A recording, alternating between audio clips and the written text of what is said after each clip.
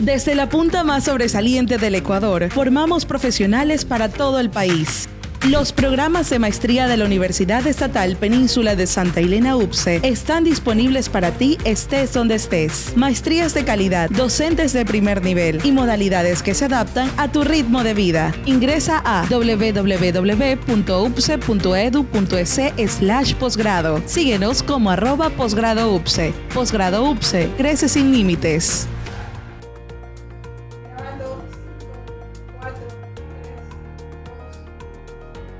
Siempre una entrevista presencial conlleva una serie de cuestiones interesantes porque se puede conocer más a fondo el pensamiento del entrevistado.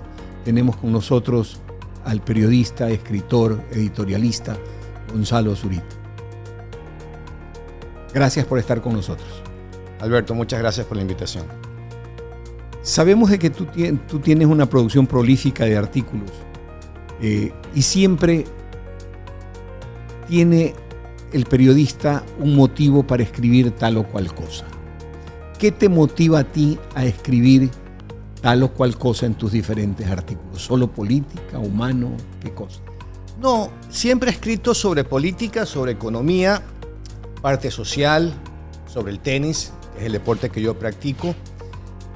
Y lo que he intentado a lo largo de todos estos años, creo que debo tener ya 10 años escribiendo, es justamente enviar un mensaje a la sociedad. Algo de que esté sucediendo o que probablemente pudiese suceder en el futuro, prepararnos para aquello, ser una fuente de información para la sociedad. Quien escribe de política generalmente es una persona que vive observando las conductas políticas de los actores políticos y trata de obtener posibilidades y consecuencias de las acciones políticas. Yéndonos hacia ese lado, después tocaremos la parte del deporte que es sumamente interesante. Yéndonos hacia el lado de lo político, existen dos hechos políticos en este momento que están golpeando las campanas. El uno, la pérdida por parte del gobierno de la consulta popular, y el otro, el viaje del presidente. Empecemos por la consulta popular. ¿Tú crees que ya se ha dicho todo lo que había que decirse al respecto o hay todavía hilos que jalar? No, hay mucha tela que cortar todavía y te quiero dar una analogía sobre el tema y quiero hacer una visión macro de toda esta situación. Mira, ¿qué es lo que el país necesita? Necesita crecimiento económico. Es un imperativo, sí o sí. Ahora bien, ese crecimiento económico está supeditado a tres aristas, que son dificultades que la sociedad encuentra en su día a día, que son seguridad, trabajo y salud. En este momento, quiero llevar esto a un planteamiento. Son aproximadamente 5 millones de ecuatorianos que buscan empleo, que buscan un empleo formal. Pueden ser más, pero para el ejercicio digamos que son 5 millones. Eso significa que el país necesita una inversión extranjera directa del orden de los 100.000 millones de dólares. 100.000 millones de dólares. Hay un número mágico que es por cada empleo que se quiera crear se necesitan $20.000 de inversión. Entonces son 100.000 millones de dólares. Pero esos 100.000 millones de dólares es más o menos el Producto Interno Bruto del país. Y también aproximadamente el valor de nuestra deuda. Cuando Lenín Moreno y Guillermo Lasso prometían 1 millón de empleos hace ya algunos años, en realidad lo que estaban prometiendo es que 4 de 5 ecuatorianos no eran empleables, no iban a conseguir ese empleo. Porque ese único empleo, ese único individuo de esos 5, necesitaba una inversión de $5.000 millones, de los cuales llegaron solo 300. Aquí entramos a un punto sumamente interesante. Colombia, Perú. Colombia, 60, 70, 80 años de guerra interna, imbuido en el narcotráfico, imbuido en varios estadios de narcotráfico, Pablo Escobar, el cártel de Medellín, el cártel de Cali, etcétera, etcétera, etcétera. Fuerzas paramilitares, fuerzas guerrilleras que se convierten en custodios del narcotráfico. El Perú, cambian de presidente en 7 años, han tenido 9. Previamente tuvieron la dictadura de Fujimori, a la cual muchos la atacan, pero yo pienso que al contrario deberían de darle gracias a ese hombre y hacerle un monumento gigantesco. Previamente todo lo que era Sendero Luminoso, etcétera, Velasco Alvarado, gobierno de extrema izquierda, etcétera, etcétera. Pero sin embargo son países que reciben de 10 a 15 mil millones de dólares al año de inversión extranjera. Y siguen creciendo. Y siguen creciendo. ¿Qué estamos haciendo mal nosotros para no poder tener esa capacidad de aceptar y de recibir inversión extranjera? Fujimori cambió la Constitución y es con él que comienza el despegue peruano. Nosotros seguimos con una Constitución que es obsoleta porque nos dice que los recursos naturales son propiedad del Estado y el único que los puede desarrollar es el Estado. Y el Estado es ineficiente. El concepto que se mantenía hacia el año 73 con los militares. Es correcto, es correcto. Entonces, ese es un impedimento. Pero ya que el gobierno perdió la consulta, ahí viene ya no tenemos mucho más que hablar de un tema de nueva constitución. El pueblo votó porque no quiere escuchar de nuevas constituciones. Pero, Gonzalo, habla de que quiere seguir trabajando con la actual, sea porque el gobierno la vendió mal, no lo supo vender, no lo supo explicar, cualquiera que haya sido la razón. Gonzalo, ahí tenemos una cuestión sumamente interesante. Si bien es cierto, la Constitución dice que los recursos naturales son propiedad del Estado, también es cierto que la Constitución establece las posibilidades de trabajo o de explotación público-privada y de concesiones. ¿No se podría ir por ese lado, por ese camino, creando una ley de concesiones que dé seguridades a quien se arriesga a meter a concesionar un producto? Parte del problema que tenemos, Alberto, es que nosotros los ecuatorianos todavía no nos hemos puesto de acuerdo. Todavía tenemos que conversar entre nosotros. Y la pregunta sigue siendo, ¿conversar entre quiénes? Porque nuestro himno nacional no es el himno de ellos. No es el himno de los revolucionarios ciudadanos. Y porque ellos tienen una fuerza legislativa bastante interesante, ¿será que tenemos que conversar esos temas con ellos? Esa es una pregunta que yo planteo, que creo que es válida. Lógicamente, si queremos llegar, ahí me convierto en entrevistado yo y te respondo. Lógicamente, si queremos lograr políticas de Estado, como se hizo en Chile, en el Chile que salió de Allende. Sí, de acuerdo. Como se hizo en España también.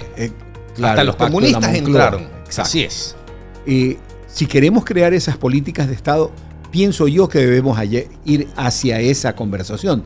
Pero ahí, en cambio, te vuelvo a preguntar a ti, ¿cuál debería de ser el camino que se debería de tomar y quién lo debería enrutar ese camino? Yo creo que bien podría ser, obviamente, el gobierno, el presidente que lo convoque, pero que no lo dirija. Pero que se pueda llamar a unos sabios del país, que los tenemos. Sí, sí hay gente probada. Y que ellos sean los que dirijan este diálogo a nivel país, para ponernos de acuerdo entre las cosas que tenemos que hacer. Y que estos señores tengan la credibilidad suficiente para poderle exponer al país esta necesidad imperante que tiene. En ese momento, ¿tú crees de que ese no que se dio en las urnas se lo puede voltear en la práctica? Yo esperaría que sí. Es que el país tiene que cambiar, Alberto. No es posible que sigamos con la misma retórica. Estamos desfasados. El país no está creciendo. Países como Chile, Costa Rica, nos llevan años luz en términos de crecimiento económico. Chile está en problemas graves. Pero solamente una necesidad de ciertos elementos políticos de reivindicar algo que realmente es una basura. Aquí en el Ecuador tenemos ciertas fuerzas que se ubican del centro hacia la izquierda. De modo real, su pensamiento es marxista. Su pensamiento tiene todavía el sueño utópico de una sociedad comunista. Esto es no existencia de la propiedad privada, abolición de la moneda, gobierno de partido único, etc. ¿Se puede conversar con ellos? Etcétera. Conversar con ellos porque hay una cuestión interesante, y esto lo digo desde un punto de vista de mis recuerdos. El comunista, cuando lo sientas en la mesa con los demás, siempre cede. Pero no se queda aislado. Cede porque le gusta ser parte del equipo. Se puede conversar con ellos, pero ¿quién tendría que dar el primer paso? ¿Tú crees de que el presidente Noboa está en condiciones políticas personales hacia sí mismo, condiciones humanas hacia sí mismo, condiciones políticas hacia su electorado, condiciones humanas hacia su electorado y hacia quienes no han votado por él, como para poder sentarse y decir voy a hacer esta convocatoria? Bueno, esa es una reflexión válida porque todavía no sabemos cuáles son los planes del presidente, no sabemos cuál es la ruta que él piensa tomar. De hecho, nunca lo supimos, no lo sabemos. Entonces, si él no la convoca, entonces debe ser algo autoconvocado de ciertos grupos que quieran cambiar al país y que estén promoviendo un diálogo a nivel de la nación, a nivel del Estado, que es sumamente importante. Estamos en un punto de inflexión. ¿Tú crees que la gente de la RC, cuyo sueño es conseguir y obtener el perdón para Correa, no ponga eso como parte de punto de negociación y simple y llanamente hagan una abstracción de su sueño político y vayan a luchar juntos con los demás por lograr un país? Lo que pasa es que en esta conversación, Alberto, no se trata de individuos y no se trata de tesis personales. Se trata de país. Entonces, puntos específicos como esos no entran en el debate. No entran en el debate. Entonces, eso debe quedar muy claro. Se ha dicho de que parte del asunto de la convocatoria a la constituyente era realmente apoyada por la RC porque ellos también querían en el fondo una constituyente para obtener de esa constituyente en la cual sabían o estaban seguros de que ellos tendrían mayoría, tendrían la absolución para Correa. ¿Tú crees que esa versión un poquito apocalíptica sea real? Es posible, pero recordemos que esta constituyente no era de plenos poderes, entonces no podía entrar en ese plano, pero todo es posible. Entonces yo no descartaría que en el fondo había una intención de ese nivel. Una constituyente que se consideraba que estaba limitada, pero que una vez asentada podía hacer cualquier cosa. Por eso te digo, si de comienzo no era de plenos poderes, pero ya estando sentado en el caballo, se declaraban. Cualquier cosa podía suceder. ¿Cuál crees tú que sea el siguiente paso que se debe dar en el país, en este país tan endeudado, en este país tan dividido, para lograr dar un pasito hacia adelante y que de varios lados nazca la idea de confluir en políticas de Estado?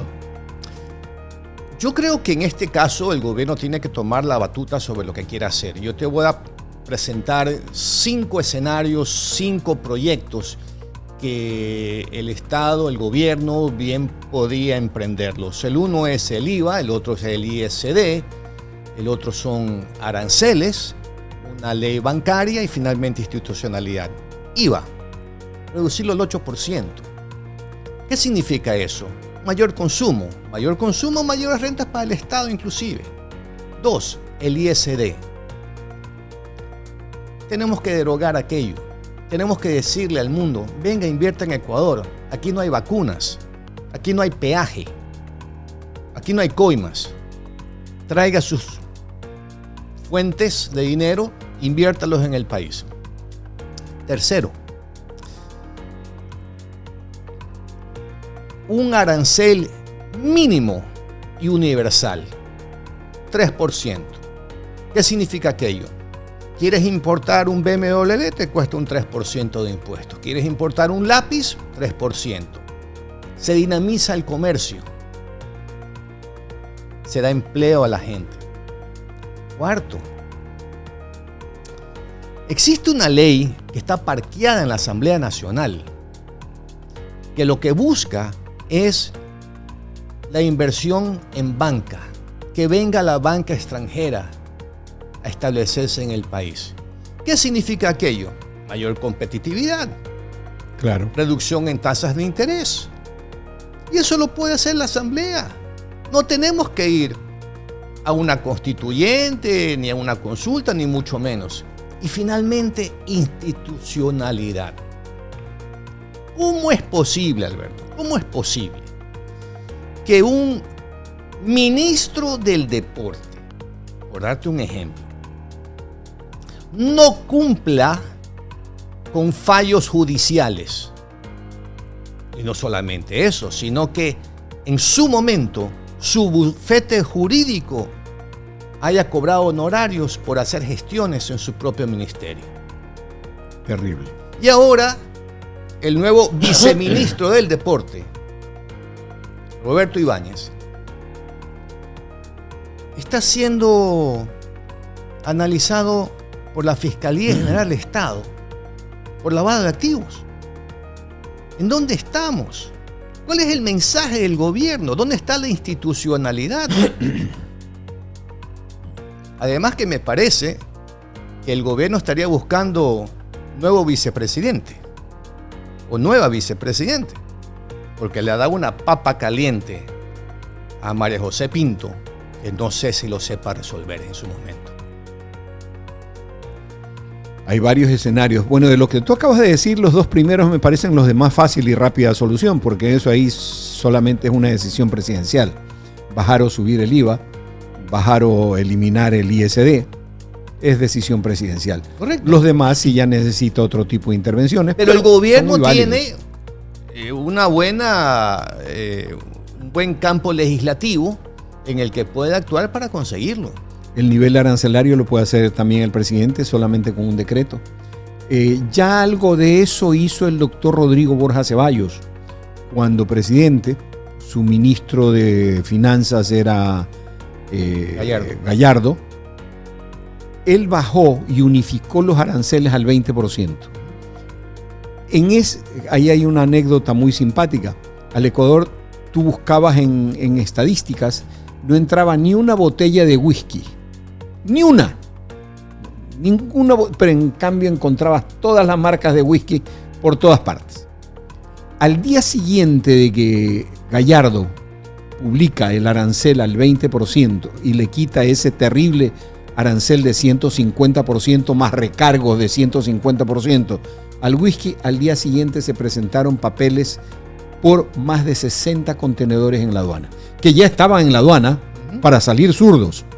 Pero al ver lo que había, presentaron papeles y entró legalmente y por la derecha. Es que en el momento que ponemos un arancel universal y muy bajo, Claro. se acaba el contrabando. Se acaba el contrabando. Es automático. Lo desmotivas totalmente el contrabando. Correcto. El único contrabando que habría sería el de precursores. Sí. Gonzalo, te agradezco profundamente por habernos brindado estos momentos tan interesantes, con la promesa de que esto que hemos dejado planteado en este momento lo vamos a ir analizando por lo menos una vez cada 15 días para ver cómo va avanzando. Me parece muy bien. Muchas gracias. Gracias, Gonzalo, muy gentil. Con nosotros Gonzalo Zurita, escritor, analista y persona que conoce el diario vivir de nuestro país.